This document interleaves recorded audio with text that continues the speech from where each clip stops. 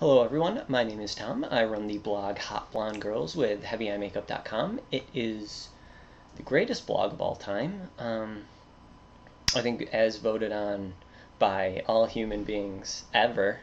I mean, there were probably like 4 who voted for, I don't know, the blog where they just put pictures of pizza. But I can integrate that into my blog, no problem. No problem. I'll just pictures of Bambi and pizza and Taylor Momsen. Because I think, honestly, I do think I have the greatest blog in the world. Like, you know that weird feeling you get if you're walking by someone and they're like on their phone and they're not looking at Hot Blonde Girls with Heavy Eye Makeup, and you're like, but maybe their mom's in the hospital or something, they have to call them. But at least I hope that they have another window open, like a sub window, so that when their mom's like talking about whatever stupid thing she has, they can read my blog. But I know that I haven't made a video in a while, and that's because I've been working a lot. And basically what I do for my work is I work in, well, recently I've been in this big old like data center, and so it looks like you know how in Mad Men they like switch the phone things on that. It's like that, but with computers, which because I think like robots handle our calls or something now. I'm not 100% on that, but I don't think the job opportunities are there to be a phone operator like they were in 1967, which it was always my dream, but I found this other job.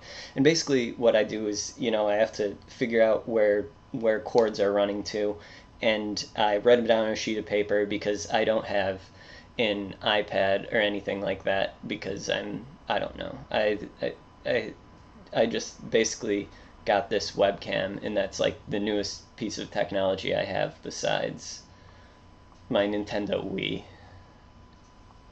which I'm told is not that cutting edge anymore. But whatever, it's like fucking controller that I have this Silent Hill game where the controller becomes a cell phone, and you like listen to calls, but it's always just people getting murdered. So like you get to hear about their problems and their screams of death, but they never ask to like pick you up. Like, could you pick me up at the airport? It's just like, no. Someone already is like mad at them to begin with. So I don't have an iPad, and so I needed something flat to write on, and I remembered that in my man purse I had a magazine, and so I like went and got the magazine, and ever since then I've been using the magazine to write on since July of 2012, so that was like June, and now is like the month is September-ish. So I've been using this for a while, so while I'm doing it, like, I'll reward myself for every now and then where I'll be like, why am I working 12 hours a day? But then I remember, like, Selena Gomez didn't get to where she was by complaining about working 12 hours a day. She, worked on the set of the Selena Gomez Hour, or whatever her show was. Like, no one was really like, oh, let's go watch the Witches of Waverly Place or whatever she was on. No one gave a shit about that. But and I didn't really care about her either, except for she's in Harmony's new movie, that Spring Breakers, which is like, it's just bikinis and Vanessa Hudgens. It's pretty much just like how I would want my life story to be made into a movie. Just me being played by Vanessa Hudgens in a bikini. It would, I don't know, make things a little more exciting, because it would essentially just be sitting in front of my computer the entire time writing mean things to people on the internet. And that's cute in a bikini. It's not cute when you look like the fucking weird Charles Manson caveman. And so basically I've looked at this magazine a lot, and I haven't made a video in a while, so I just thought I would share all the thoughts that I have with this magazine when I am in that data center area. Because pretty much what I do is I'll like look at some pictures for a while, and then I'll like stop. Like, I always look at this picture. This is a Dior ad, and as you can see, There's some offended Asians. And then, so like, this is, I always imagine these girls being Tumblr. And they're like, did you hear what John Galliano said? I'm so offended. I'm so offended. Raph would never say anything like that. And then this girl from Dior is like, you do realize that was like 2 years ago, like legitimately 2 years ago. Like, in as long as since Chris Brown punched Rihanna in the face, and now, like, Chris Brown is on the $10 bill, but Galliano is still just, you know, hanging out in a French villa. Like, I feel super bad for him. But basically, that's what I always think about that Dior ad. And then, I don't know, random stuff in here. Like, I always look at this part, where, like, why is this in a fashion magazine? Anne Hathaway is as like a Catwoman. Why is Anne Hathaway Catwoman is a better question. Like, I don't know. I didn't see the movie. Maybe she did a good job. Write in the comments if Anne Hathaway did a good job. But it's like one of those things where I couldn't see it because, you know, I saw everything that happened and I was like, the last thing this movie needs is another mentally unstable white dude showing up with a bad haircut. So I haven't seen it, but I'm going to assume that Anne Hathaway was stupid and crap. You know, bet the farm on that one. I'm not going to be, like, shocked. Here's this ad with Christy Turlington where, I don't know why, but Christy Turlington, you know how they say, like, oh, models look like aliens, blah, blah, blah. Christy Turlington, she looks like if an alien, like, he had to come down to Earth and so that he was like, could you, like, stretch some human skin across my face, and then I can come down to Earth and, you know, blend in. And then they just, you know, the alien ended up getting scouted, and they're like, oh, this is pretty cool. This is way better than Jupiter. Jupiter fucking stinks. It's always so cold, and, you know, we don't have cable. Okay, all right, here's the next thing. This next one is a CoverGirl ad, and I always, when I'm working, I always imagine this scenario of, this is how the CoverGirl ad was created. Here's what it looks like.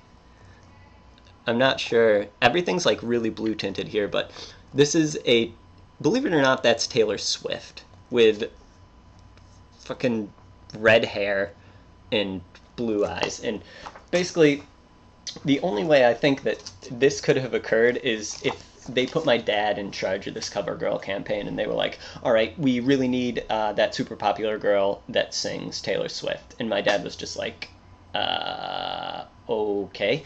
And he pretty much probably just went and found the first super popular girl that sings. And he was just like, all right, I need to recruit you. And she's like, I'm Hayley Williams, I'm not Taylor Swift. And he's just like, well, your looks for CoverGirl, because my dad takes CoverGirl real seriously. And so he probably begrudgingly had to accept Taylor Swift, and so he just, when he was styling the shoot, he purposely just made her into Hayley Williams, where he's like, fuck you, Taylor Swift, fuck you. Like, even the caption here, it says, don't live in someone else's shadow. Like, is that suggesting, like, oh, don't live in someone else's shadow, steal their identity and their boyfriend, and then kill them, and you are them now? Like, don't live in their shadow, become them. Steal their life and, you know, use it as your own. Okay, the next thing I always saw was this Oil of Olay ad or whatever, where it's a lady who looks like she's about to stick a feather into her nose. Or she's just like, oh, what did you do this afternoon, racially ambiguous woman? She's like, oh, you know, just tickled my face with a feather.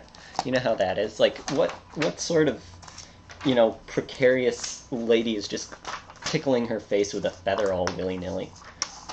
Oh, here's the beautiful Mila Jovovich, who is like a super babe. Like, Mila Jovovich is the whole, they should just call the Resident Evil movies just like, Mila Jovovich, like, is sorry about this, but you're gonna go see it anyways. Like, legitimately, if I'm the only reason I'm making this video right now is because I missed the showtime for the new Resident Evil movie, where, you know, like, I really just, I have to see it. I know it's not going to be like anything great or anything like that, and I could just stay home and talking to my Wii controller like a cell phone or whatever, but no, I'm gonna go there because it's Mila Jovovich, and you know why would you avoid that? No one's ever been like, oh, Mila Jovovich, I don't know about this one. You could do anything there and pretty much, you know, get away with it. Like, be like, oh, this is a whole movie about Mila Jovovich committing hate crimes. I'll pay $11 for this. Is it in 3D? I'll invest in this. I'll put my life savings behind it. My kids can go to college off Mila Jovovich. Like, there's like a huge lull in the middle of this magazine where they actually like write articles about things, so that gets to be a bummer. Like there's one just on this lady is really really bummed out and sweaty about the Illuminati. Like, they couldn't find a better picture for that, where they're like, alright, bummed out sweaty lady. Nothing gets me more bummed out and sweaty than thinking about a secret society of old white dudes fixing the prices on railways and stuff like that. Like, I think that's what it is. This is my favorite ad by far. This is an ad where it's like, no, this isn't the pain of standing 8 hours in stilettos. It's the pain of having a UTI in your vagina. Like, that's legit. Look. All right, I'm not joking about that. This is legitimate. If I didn't know any better, I would think that I paid for this ad myself just to feel good about life, because it legitimately makes me feel good every time. My queen, I love her with curly hair. I think that's like the cutest, but they cover up her bangs. And like, I have a huge forehead too, so I always get self-conscious about that. Like, do I need bangs? Should I cover up my forehead? I want to be cute and foreign. Do I need... My hair is like vaguely curly. And then the rest of this is pretty boring. Like, it goes into the whole Selena Gomez thing, which the picture's like, here's like almost boobs, which I guess is supposed to like teach me like, oh, she's an adult now. Here she is with Wixen face. Look at like her cheek here. That's like total Wixen spo. And then like, they just got lazy here. They're like, no one's gonna read the fucking Selena Gomez article. So look at this picture, and then look at the cover of this magazine. They literally just reused it. Like, were there only like 8 usable shots of Selena Gomez where they're like, this is all we have. But I admit that I did read it because I was like, all right, you know, she's doing some cool things right now. Like, Eli Roth and all these people were talking about her and how great she is, and so like that was one thing. And then also, I love Justin Bieber now. Like, I shouldn't. I'm a grown man. But so is Justin Bieber now. Justin Bieber is a grown man as well. He is creating amazing music that everyone should listen to. There's this one song with him and the rapper guy who raps about asses. You know that song where it's just like ass, ass, ass, ass, ass, ass, ass, ass, ass, ass, ass. That guy. And it's like, as long as you love me. Like, Justin Bieber does that. And it's like a really cool song. There's like a really serious video with that guy from Reservoir Dogs who cuts an ear off, and you're like, don't cut Justin's ear off. He needs to hear to be able to sing on that. And then like the ass guy comes in, and I also like listen to my earphones sometimes when I'm working on this. So I would listen to the Bieber album, and I just imagined the ass guy going in. Like, I think his name is Sean, or Big Sean, or Lil Sean, or he's some sized Sean.